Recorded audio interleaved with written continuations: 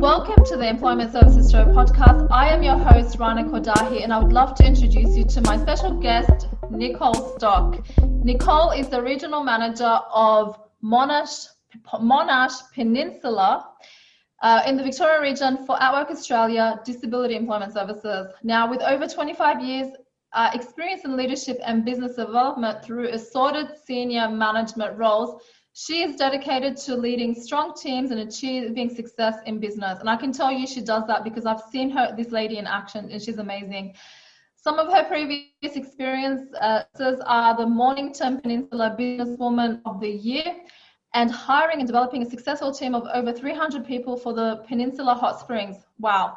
Now, she started atWork Australia in 2018 as a job coach on the front line, and in just 2.5 years, this lady has made it so fast to regional manager.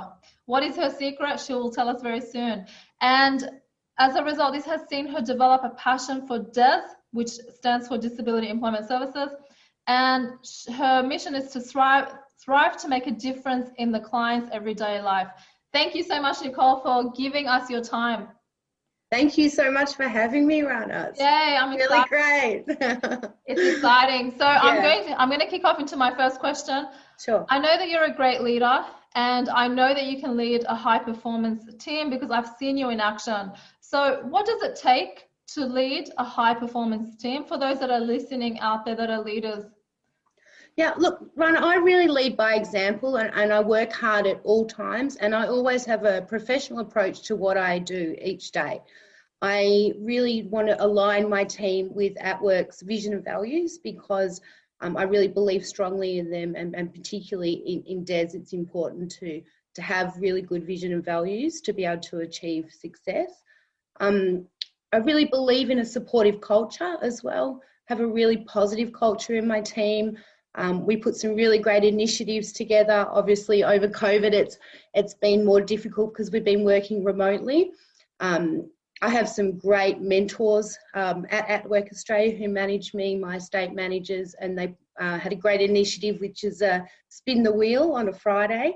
So as everybody achieves their KPIs and targets, we spend the last half an hour really having a great time with each other, and the old-fashioned like spin the wheel from Wheel of Fortune, and they get to pick a prize if they achieve their targets for the week. So I think having a really supportive, upbeat environment is really important. As you said, I've been a job coach myself, so I understand what their role's about as well, and what my team's role is about. I'm able to get in there and do the same things that they do. Support them every way that I can, discuss any issues that they've got, just relate to what they're doing and really motivate them. I'm a big believer in training and identifying any gaps that they might have or support that they might need, and put that in place, and really be present in my team and make sure that they know what the expectations are, what we're working towards each week, what their KPIs are, and it seems to work. Great. So just to kind of recap what you're saying is understanding the vision of values, which is quite important, being supportive and having mentors, because obviously if you want to be a mentor for others, it's important to have mentors that are mentoring you. Yeah. I like to spin the wheel because it creates a fun, upbeat environment, as you said. And yes, absolutely, training, identifying the gaps in training and being present. So thanks for sharing some of your tips for great leadership. Now, there are people out there that are listening right now that might not understand what DES is, which it stands for Disability Employment Services. And how would you describe this industry to somebody that doesn't know what it is or might want to get into this industry? Yeah, look, it's a fantastic industry. Disability Employment Services is about helping people that live with a disability, an injury or a health condition find really good work, and also to help keep them in that work, to be supportive once they find that job.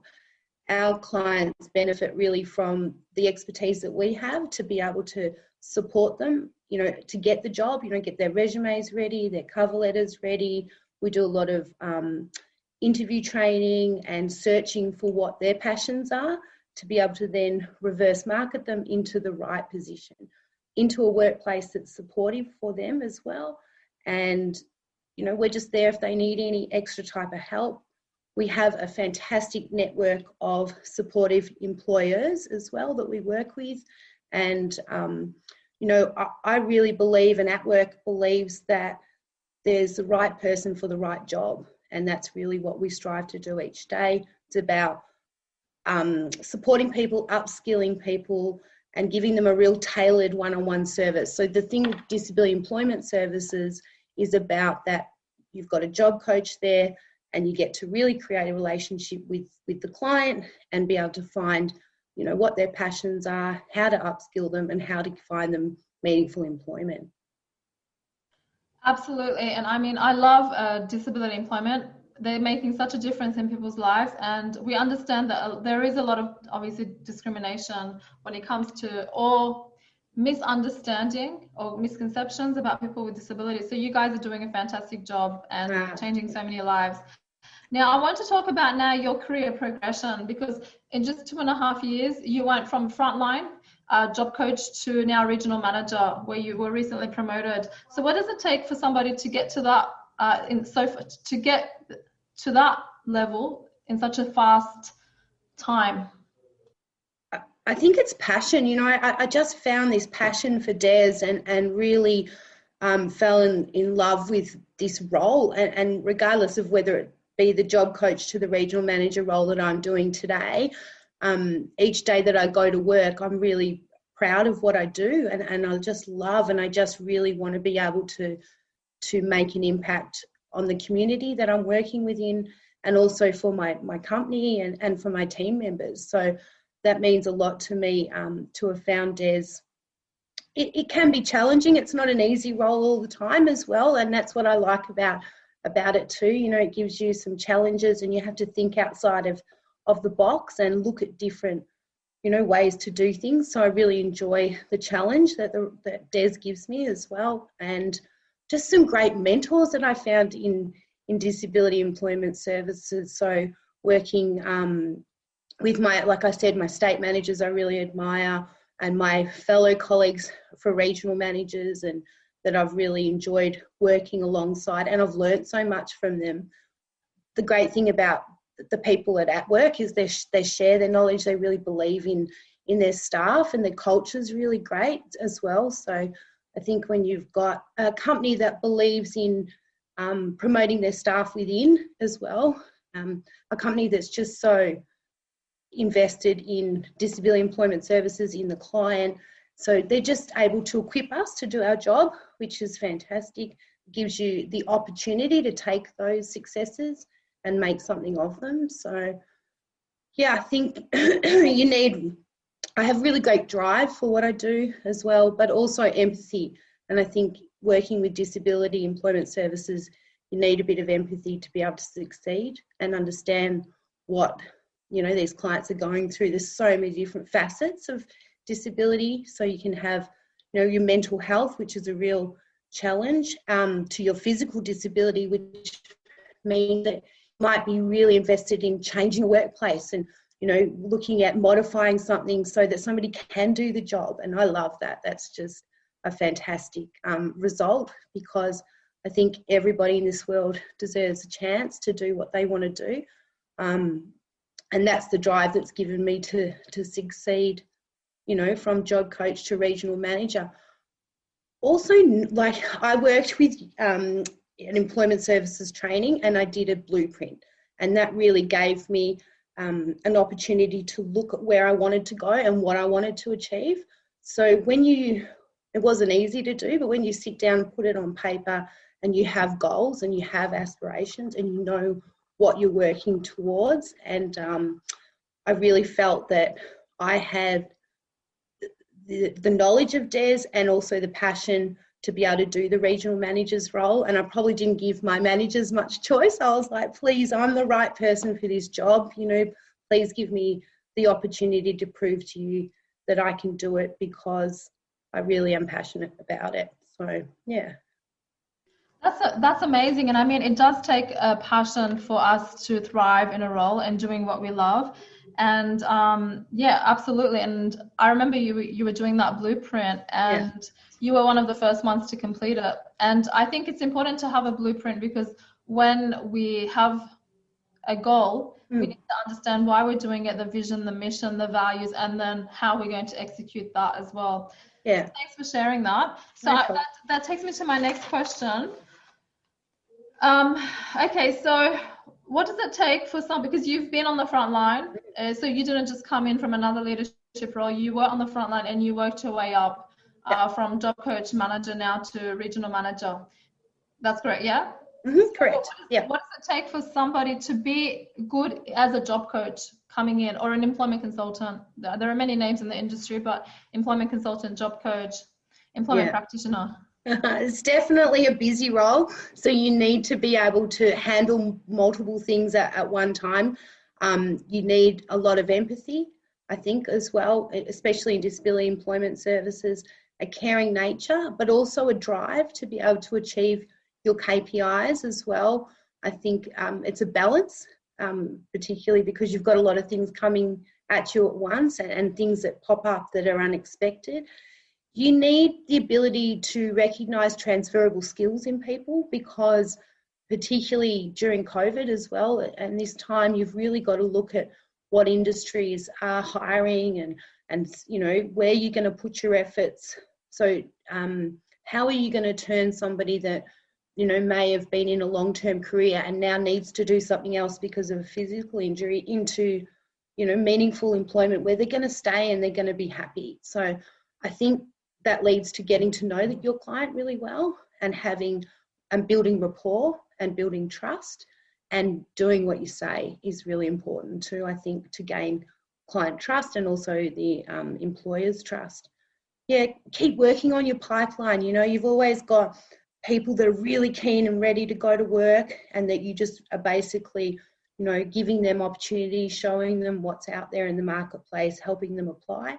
You've got people that aren't quite ready to go, that maybe need a little bit of upskilling. They might need, you know, a typing course, or they might need a forklift license updated, or, you know, that sort of thing. So, and you've got people that are really not motivated and are struggling. And at work, we're so lucky we've got this fantastic program called Positivum, and that's really us to be able to get people in the right mindset to know that, you know what, they've got a lot to give out there. So I think a job coach has to be really mindful of their pipeline, and making sure that, you know, to achieve their targets, that they're working on each of those different segments of client.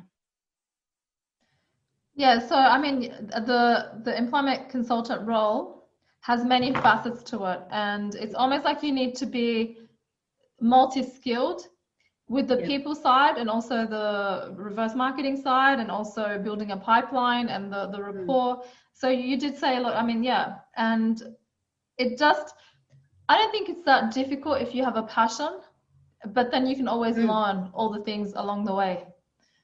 Yeah, that's it.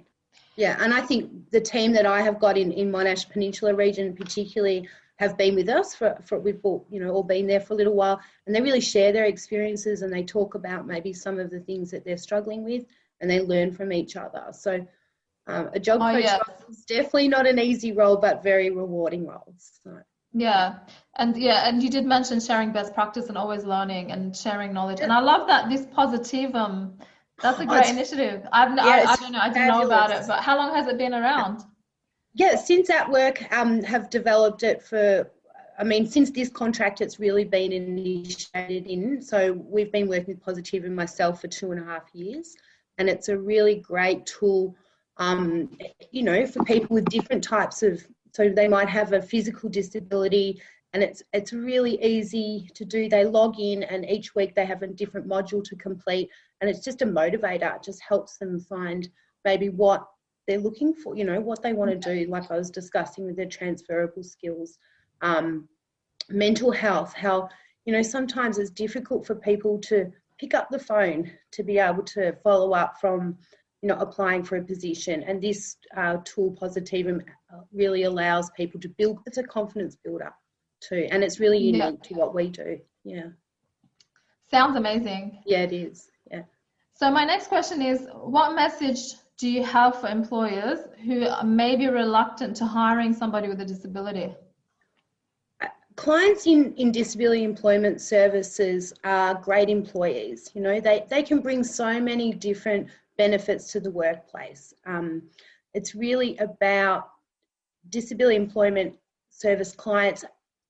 They'll excel because they're given this opportunity. A lot of them are just really wanting to get an opportunity to enter the workplace again. And they may have faced a lot of knockbacks and a lot of no's, but once they get in there, they're probably the most loyal employee that a business can have. They can also brighten up everybody's day, you know, because they're so excited to be at work and they're so engaged in what they're doing that they often lift the, you know, the mindset of the workplace as well. So, which is a really great thing. You know, it creates an inclusive environment, and that's what we're all after.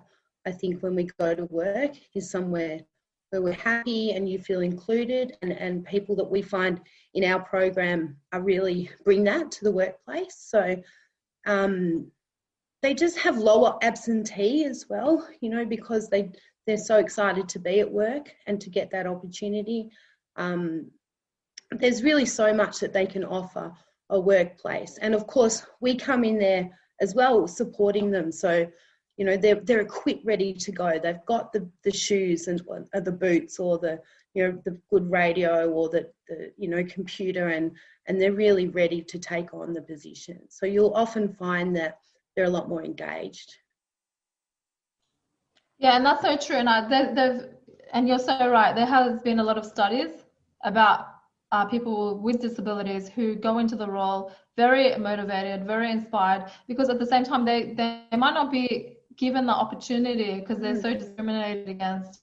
And I think also when it comes to diversity inclusion, I've been to a lot of these diversity inclusion talks about sex, race, this, that, but I think a lot of times they forget to mention disability. Yeah. Have you noticed that? Yeah, definitely. And I think a lot of people with disability get overlooked because they might have a gap in their resume, you know, and they don't address it. So we're really keen on making sure that we may address that gap in the resume, and that we advocate on their behalf and say, listen, you know, Nicole might have, you know, hurt her hand, but has worked really hard for the last year to repair her hand and is ready to go. You know, she's strong. She's probably not going to have, you know, the high level sickness or anything previously, because she's gone through this adversity and she's ready to go, you know. So there's a lot motivating people with disability, and there's a lot they can give.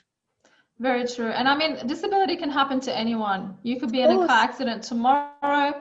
You could get illness, or sometimes it's even somebody in your family could have a disability, and you might have to have a gap to take care of them.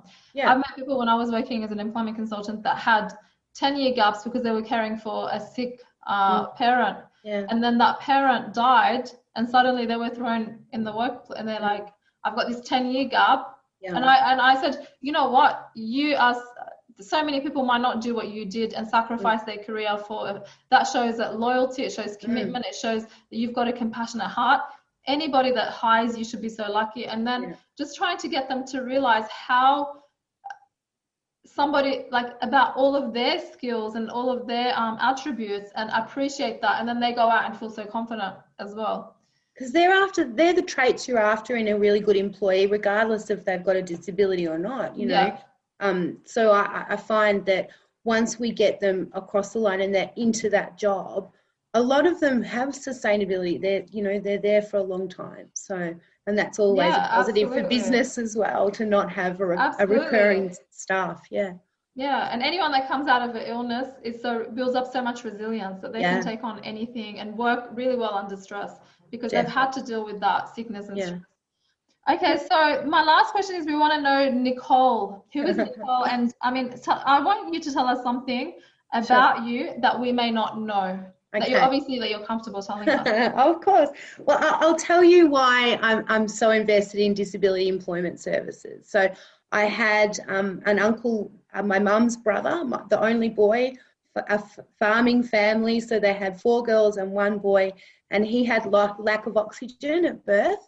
and he was considered highly disabled. And back in the 60s and 70s, of course, there weren't the support services that we have today. My Nana was an amazing inspiration to me. She believed in him and believed in making sure he had the best resources to live the best quality life that he could. But she also taught me to have acceptance, I think, and to, know that not everything's easy in life. And so that was my really big reason for coming into disability employment services. My family have hospitality and tourism-based businesses, so I'd always sort of followed that path. But then I'm a mum, so I've got a little girl who's 14, and I thought, I'm tired of working weekends really hard. I really want to find something that I'll enjoy and then what means a lot to me, and it's helping people. So that's sort of where my passion for disability comes in, and getting into this job. So yeah, so that's my little secret. Thanks for sharing. I mean, that's so inspiring, and so many people I've heard in this industry that have gotten into disability employment specifically because they had someone in their family, whether it's a child, a sister, or a family member, and that kind of drives them and pushes them further. And yeah, so, and you have a family, you have a resort as well, and yeah, you've left that to come work in this industry, which is... That's right. And kind of lucky now because of COVID that I had something else to do, or I might be sitting there going, oh my goodness. So my move was actually quite good. But yeah, I have a resort in Fiji that was my dad's, and he'd built over the last 30 years, and I was heavily involved with back and forth with him. So that's, but now pretty much shut down, waiting for the tourists to be able to come in. Yeah. I mean, it's what happened to tourism is quite unfortunate. Definitely. And one last thing, you guys are hitting your targets during COVID, and because at the moment what we're talking about is you're just coming out of stage 4 lockdown. Yeah. And the thing I want to demonstrate, or the message I want to demonstrate, is you can still achieve. It doesn't matter. It doesn't have to be the time. You can still achieve and help people and change their lives despite lockdowns. What do you think it is about your team that's different from maybe another team that might not be performing during stage 4 lockdown? Look, the biggest problem we faced was getting our clients to engage with us, because obviously mutual obligations are lifted at the moment. So that was the biggest thing we sort of challenge we faced. We looked at how are we going to do this? How are we going to do this? We're all working remotely. We're unable to engage face to face. What are we going to do? So we have relied a lot on Zoom and Microsoft Team meetings, and we've created our own little face-to-face virtual, job clubs in a sense too, which we found really, really successful. I think 3 people we've run 2 sessions so far. We're starting our next one next week. Have found employment in this time. That's with the Job Seekers Job Club. Yeah, the job. And so for the people that don't know. Oh, sorry. Yeah. So the clients, as we call them, or job seekers, and the job coaches will all go into a meeting for an hour once a week, and they're planned sessions. We've got all different plans of, how to get your resume right, how to write your cover letter. We do mock interviews, we do virtual meetings, that sort of thing. And we've just created our own little virtual face-to-face engagement, and it's really worked for our clients and for our team as well. So that is such a great initiative. Yeah, it's great. The more engaged people are, particularly during this time, because people are lonely and they're not, so everyone's been really looking forward to it. Yeah, that could be the highlight of their week for some people.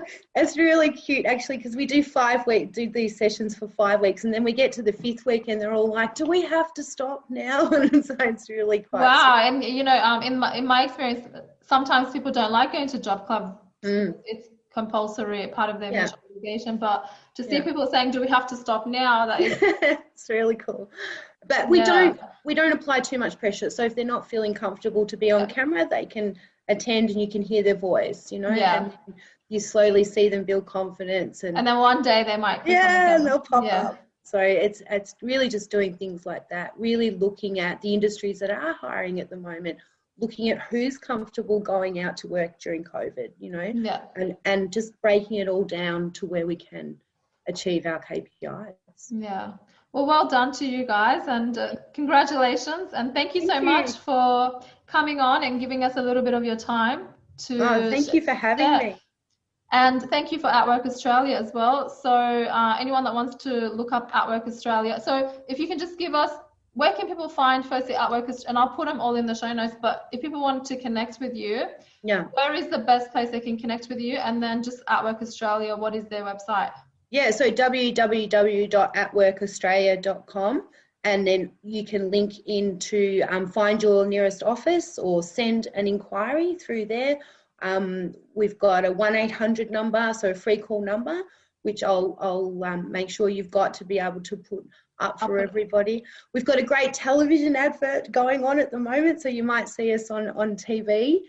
Keep an eye out for that. I don't watch TV, but I need to see it. Yeah, it's Send really it to me. I'll send it to you. It's fantastic. But we just want to make it as easy for people to connect with us as we can. So. Right. And where can people find you? So is it LinkedIn? What's the best place? Well, the best place is to Google atWork Australia, and that'll come in. Are you talking about me personally? Yeah, you. If people want to connect with you. I'm on LinkedIn, yes. LinkedIn. Definitely. Okay, so they'll just look up Nicole Stock and Nicole Stock, yeah. Make sure that you work for atWork Australia. Exactly. But I'm going to put your link in there anyway. So as well. Of course, yeah. I'll send you all that, so you've got it. Great. Thank you so much, Nicole. Have an amazing day. Thank you for having me, Rana. I will. All right. Take care.